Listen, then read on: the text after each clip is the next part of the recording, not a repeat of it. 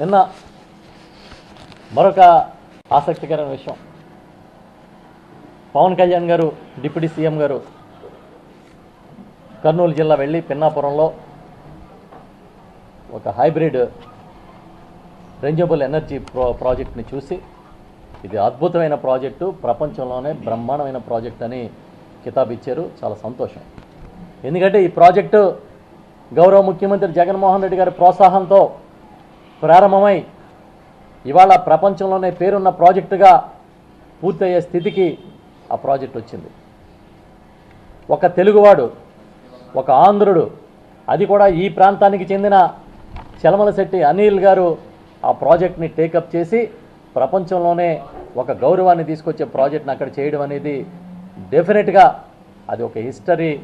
ఆయన ఎప్పటికీ కూడా చరిత్రలో, ఆంధ్రప్రదేశ్ పారిశ్రామిక చరిత్రలో నిలిచి కానీ ఈ ప్రాజెక్ట్ని వాళ్ళు చూసిన తర్వాత ఆయన పవన్ కళ్యాణ్ గారు చాలా బ్రహ్మాండంగా ఉంది, ఇది ప్రపంచ టూరిస్టులని, ప్రపంచంలో ఉన్న పారిశ్రామికవేత్తల్ని ఈ రెన్యూవబుల్ ఎనర్జీ ప్రాజెక్టు చూడడానికి వచ్చే స్థాయి ప్రాజెక్ట్ అని మాట్లాడారు. చాలా సంతోషం.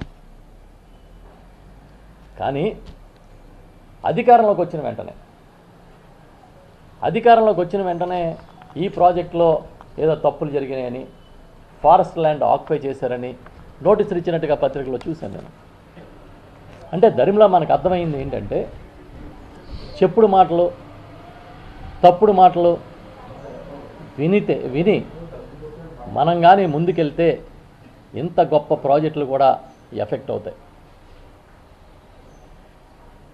ఇంత ఆంధ్రప్రదేశ్కే ప్రతిష్ట తీసుకురాగలిగిన ప్రాజెక్టులు కూడా నష్టం జరుగుతుంది.